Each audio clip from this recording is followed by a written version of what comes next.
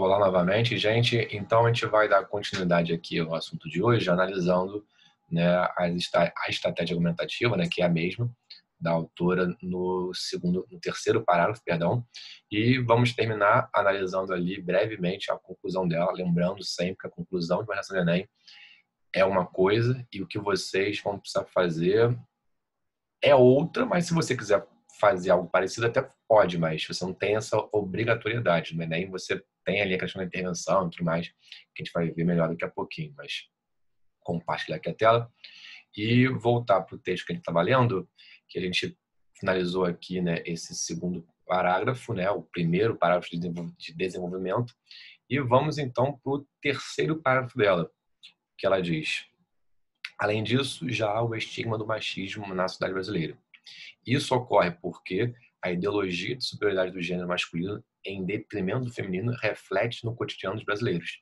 Nesse viés, as mulheres são objetificadas e vistas apenas como fonte de prazer para o homem e são ensinadas desde cedo a submeterem aos mesmos e a serem recatadas.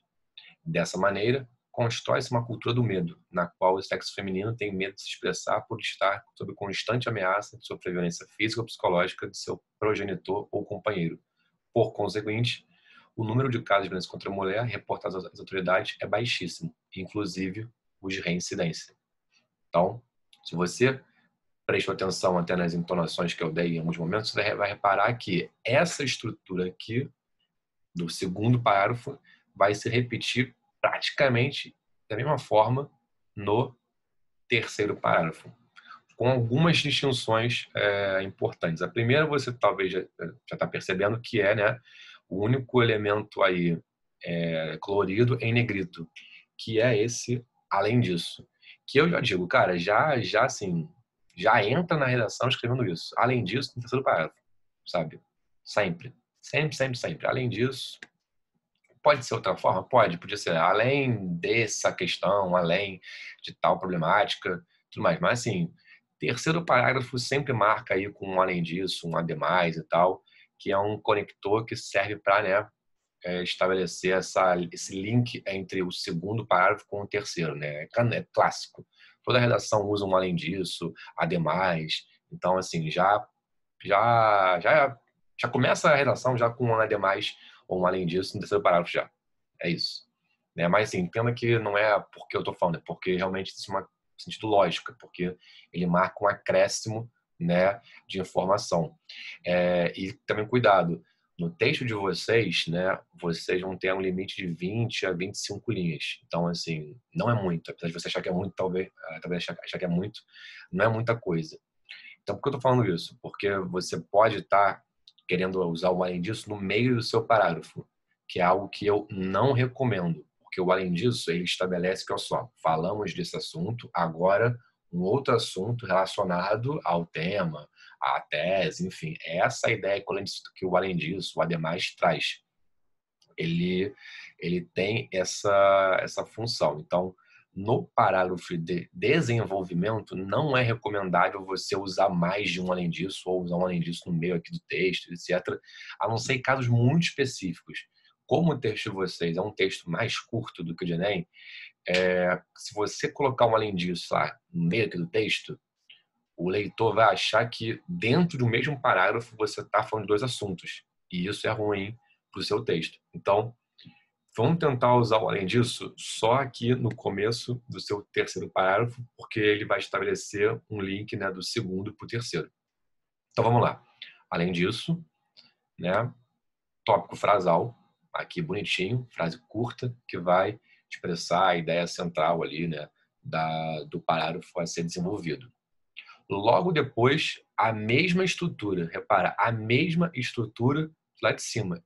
Só mudou o verbo. Aqui, isso se dá, e ali em cima, isso ocorre. Por quê? Então, isso daqui é a causa para isso daqui. Eu sei que é isso daqui que se refere porque ela usa o isso. Então, leitor, isso daqui ocorre graças a isso daqui. Isso daqui ocorre em virtude disso daqui. Isso daqui ocorre por conta disso daqui. Causa. Consequência, dessa maneira, constrói-se uma cultura do medo, na qual o sexo feminino tem medo de se expressar por estar sob constante ameaça de sofrer violência física ou psicológica de seu progenitor ou companheiro. Então, isso daqui, essa construção da cultura do medo, é uma consequência da ideologia de superioridade masculino. Então, repara como ela marca isso. Causa, consequência. Mesma estrutura que ela usou aqui em cima. E, para terminar, por conseguinte, o número de casos de violência contra a mulher reportados a autoridades é baixíssimo, inclusive de reincidência. Então, leitor, ideia central: existe o estigma do machismo, a mancha do machismo na sociedade brasileira. Por que essa mancha ocorre, leitor? Ela ocorre porque existe uma ideologia de superioridade masculina que faz com que as mulheres sejam objetificadas, ou seja, sejam vistas como coisa, como algo sem valor, etc. A consequência disso, leitor, é que cria-se uma cultura do medo, em que a mulher não tem medo de se expressar por represália por medo de violência física, né, do seu marido, enfim, companheiro, ou psicológica. Logo, o número de casos com essa mulher é baixíssimo. Então, repara que é a mesma estrutura. Premissa 1, premissa 2, conclusão. E ideia central aqui. Ideia central, causa disso, consequência, isso daqui, e a conclusão é isso daqui. É exatamente a mesma estrutura que ela fez aqui em cima. Só mudou algumas palavras, como eu já expliquei para vocês. Então, se aqui é dessa maneira, aqui ela botou dessa forma. Poderia ser, num caso ou no outro, desse modo, algo do tipo. Poderia também ser algo assim. Aqui embaixo, por consequentemente, é o sinônimo perfeito para esses dois, que, como eu disse, poderia ser logo, ou que poderia ser portanto. Vou botar aqui esse logo aqui, porque a gente vai ver que ela vai usar um portanto logo logo. Ou enfim, né? Já que eu usei logo ali, vou botar aqui, sei lá, enfim. Então, repara que é a mesma estrutura de proposição, desenvolvimento, conclusão. Mesma estrutura que ela usou em cima. Lembrando que isso daqui, tanto esse quanto esse, são dois parágrafos inseridos em todo que é o texto.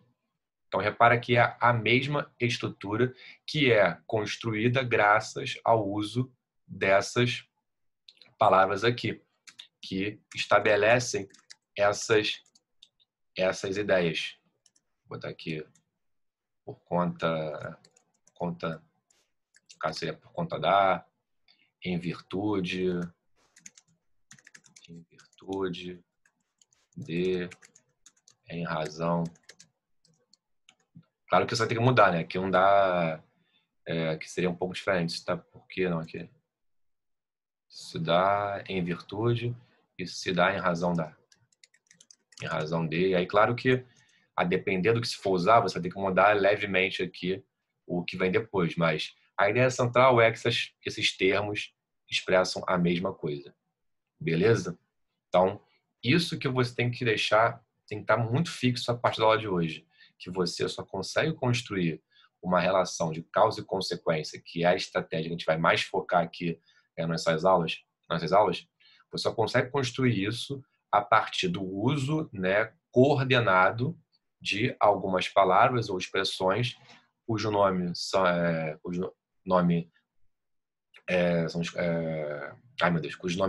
conectores ou operadores argumentativos, no caso aqui de uma argumentação, e eles têm esse nome porque eles justamente conectam ali frases do texto, às vezes parágrafos também, e, acima de tudo, a razão para se chamarem operadores argumentativos é porque eles estão ali guiando as ideias que pretendem ser desenvolvidas no texto. Então, você, a partir de agora, não tem mais o direito de não usar essas palavras, porque são elas que vão dar o tchan na sua redação, né? Não só agora da prova, mas também no Enem, nas suas relações de colégio, porque quando o aluno começa a raciocinar, escrevendo, a criar raciocínio usando esse tipo de palavra, o texto dele sobe de nível. Porque, em geral, o aluno sai escrevendo e não pensa na conexão das ideias. Essas palavras servem justamente para conectar as ideias. Então, se você já começa o texto sabendo que tem que usá-las, você já tem meio caminho andado. É como se uma ponte, né? Precisava fazer uma ponte de pedra e você já tem ali as pedras para você subir. Você até ficou horrível, mas enfim. A questão eles servem de pista para justamente o leitor, né, saber como as ideias estão sendo desenvolvidas. Então, a partir de agora, você tem que pensar sempre em escrever os seus textos utilizando esse tipo de palavra e expressão. Tanto aqui, né, no seu segundo quanto no seu terceiro parágrafo, assim como na sua conclusão, que a gente vai ler aqui agora. Mas eu não dou nada, tá? Só para também não ficar muito maçante, eu vou ler aqui direto, já picotado. Então, na conclusão, ela falou: pode-se perceber, portanto, que as raízes históricas e ideológicas brasileiras dificultam a erradicação da violência contra a mulher no país. A tese lá que a gente viu na passada, etc., está retomando a conclusão, que é, né, a estrutura padrão. Você retoma a sua tese na primeira frase da sua conclusão, a estrutura. Ponto. Então, retomou a tese. No caso do Enem, como eu já falei mais de uma vez, você tem que propor uma intervenção. Aqui, ela propôs duas. Hoje em dia, eles não pedem mais duas, três. Eles pedem uma detalhada. Sim, não precisa saber disso para você não fazer agora, mas só a título de curiosidade. Mas na época que esse texto foi escrito, a orientação é que o autor, a autora o candidato, né, tinha que escrever duas intervenções curtas aí, uma que envolvesse uma esfera assim mais individual, mais da sociedade como um todo, e outra assim envolvendo o poder público e tudo mais.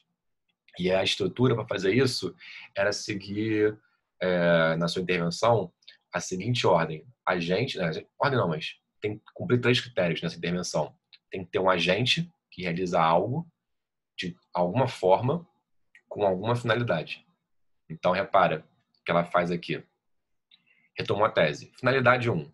Para que essa erradicação seja possível, então, para que sempre expressa a ideia de finalidade, é necessário que as mídias, aí a gente, as mídias deixem de utilizar a sua capacidade de propagação de informação para promover a objeção da mulher e passem a usá-la para difundir campanhas governamentais para denúncia de agressão contra o sexo feminino. Então, o agente mídias tem que fazer isso daqui. Então, agente, modo, finalidade. Pão, queijo, gente. Redação assim de vestibular, de concurso, é sempre assim. Não é uma camisa de força, mas existe uma forma meio que padronizada que, assim, o cara que é macaco velho nisso já sabe, ó, é dessa forma aqui, e aí o que vai definir a nota dele final é ali, se ele realmente conectou as ideias com te conectar, né, o traquejo na hora de de juntar essas ideias, mas a forma costuma ser bastante fixa, o que eu acho bom para vocês, que assim, vocês estão aprendendo coisas que muitos colegas seus não vão aprender até o final do ensino médio, então assim, vocês já saem com muita vantagem, já absorvendo essa estrutura, né, esse conhecimento.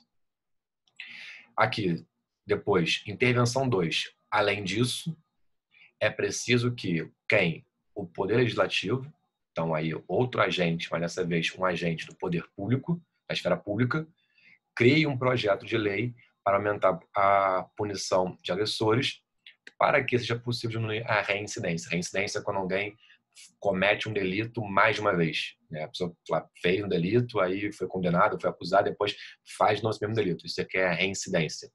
Então, repara, mesma estrutura, agente, modo, finalidade. Mesma coisa. Usou mesma palavra até, o que nem é tão recomendável assim, e variou aqui, né, o conector, porque eu já tinha usado um lá em cima, né. Lembrando que aqui fica ok utilizar o AD+, né, no meio do parágrafo, porque você tem uma intervenção e aqui você tem uma outra intervenção. Então aí, para você marcar aqui, ó só, deu uma intervenção, agora vem outra, aí você usa o AD+. Agora, no meio assim daquele desenvolvimento, não é ideal que você use um AD+. Além disso, enfim, o lugar desse tipo de conector, né, no segundo, terceiro parágrafo é aqui, no começo do terceiro parágrafo, estabelecendo a conexão do segundo com o terceiro. E para terminar o texto, quem sabe assim, que é um conector que marca conclusão, fechamento, o fim da violência contra a mulher deixa de ser uma utopia para o Brasil. Uma frasezinha bonita, né? Uma esperança para o futuro, né? Sempre bom você conseguir fazer isso na sua redação. Aí, independentemente de Enem ou não, é sempre legal você terminar com uma frase, né? Tipo, de alento, de esperança, etc. Né? É sempre bom. Nada muito longo, mas só para mostrar que é só, fechamos tudo, sabe? Sempre bom você fazer isso. Antes de terminar, eu comentei ali, né, do além disso, né, mais uma vez, né, mostrei que está até em negrito e tudo mais, sublinhado, assim como está aqui em sublinhado esse portanto, que é uma estrutura assim, tipo, cara, padronizadaça, sabe? Pode-se perceber, vírgula, portanto, vírgula, assim como é, torna-se evidente, vírgula, portanto, vírgula, sabe? Isso daqui, ó, clássico, clássico, clássico, clássico, quarto parágrafo. Também se acostume a fazer isso, porque você marca para o seu leitor que, ó, estou terminando. E aí é fundamental o uso aqui desse conector, né? Pode ser o enfim, pode ser o logo, né? O ideal é que, assim, se você já usou, sei lá, aqui usou o enfim, usa um portanto aqui, ou varia, mas particularmente eu sugiro usar, reservar, né, o portanto para esse momento aqui, porque é onde ele mais aparece. Sempre, sempre, sempre, sempre, sempre, sempre, sempre. Você vai ver que assim, vocês vão estar cagados de ver como esse portanto aparece aqui, assim como um além disso, ademais aparece aqui, sabe? É meio que clássico. Então, assim, também já se acostume a fazer isso. Mas, novamente, lembrando, não é fazer porque eu estou falando, é fazer porque existe um sentido para as pessoas estarem colocando, né, esses conectores no lugar que elas estão colocando, que é justamente para sinalizar que, olha só, no caso aqui, estou terminando meu texto, então esse, portanto, serve para fechar esse todo. É uma outra sinalização que, né, o autor, no caso aqui a autora, deu para estabelecer o rumo das ideias, no caso aqui, a conclusão do texto. Então, torna-se evidente, pode perceber, portanto, e aí, retomada da tese. Beleza, gente? Então, assim, eu espero que essa aula tenha ficado, que esse assunto tenha ficado bastante claro na cabeça de vocês. Claro que a parte teórica é um pouco mais fácil e quando chega na prática, dificuldades vão aparecer, mas como eu sempre digo, quando você tem bem amarrado a teórica, a prática fica muito mais fácil, porque o que é difícil nesse texto, que o aluno não sabe como começar, não sabe como desenvolver e ele fica perdido. Agora que vocês já têm esse arcabouço teórico, vocês vão passar a ter mais consciência na hora de não só ler texto desse tipo, que a gente vai ler aos montes a partir de agora, mas também de escrever textos assim. Então, o dever de casa para vocês é que a partir de agora vocês não podem mais escrever esse texto de maneira inocente, ou seja, vou começar a escrever, então vou estar escrevendo. Não, peraí, ó. Introdução, do desenvolvimento, conclusão. Do segundo, terceiro, tem que ter além disso. No quarto, então, portanto, vamos tentar aqui fazer causa e consequência, sempre. Então, no segundo, causa e consequência, e no terceiro também causa e consequência. No segundo, tópico frasal, né, de uma linha, ali, expressão em décimo do parágrafo, e no terceiro também, tópico frasal, expressando a ideia central do parágrafo para ser desenvolvida. Sabe? Vocês não podem entrar mais tipo, inocentemente. Você tem que saber que, ó, tem uma estrutura por trás que você precisa obedecer para aumentar as suas chances de ser bem sucedido, né, nesse tipo de texto. E assim, eu vou ser bem sincero, uma das coisas que eu acho bem legal no Colap é que não só, né, o sentido social desse projeto é maravilhoso, mas também que é uma coisa inovadora. Porque assim, eu não, praticamente não conheço muitos cursinhos que preparem para isso, para esse tipo de prova, etc. Pré-vestibular social você tem uns montes, mas preparar para esse tipo de prova, eu acredito que não são muitos. E por que eu falo isso? Porque é, vocês, a partir de agora, vão estar num nível muito superior ao que os seus, né, enfim, colegas, concorrentes, enfim, vão estar para fazer a prova, né? A partir desse conhecimento que vocês, a partir de agora, vão começar a praticar mais quando eu for passar para vocês um texto mesmo. Então, quando o corretor perceber que você já tem esse conteúdo dominado, é muito difícil que você não seja bem sucedido. Agora, é claro que a questão é prática. E aí, a partir, acredito eu, acho que semana que vem, acho que eu vou ler mais um texto com vocês, aí depois acho que eu já vou fazer um debate e aí começar a botar vocês para praticar. Mas o fundamental aqui é que essa parte teórica tem que estar amarrada a partir de agora. Então, é isso por hoje. Espero que não tenha sido muito cansativo, porque eu sei que essas aulas são mais pesadas, né? Quando eu pego ali o texto mesmo e vou picotando. Mas fazer essa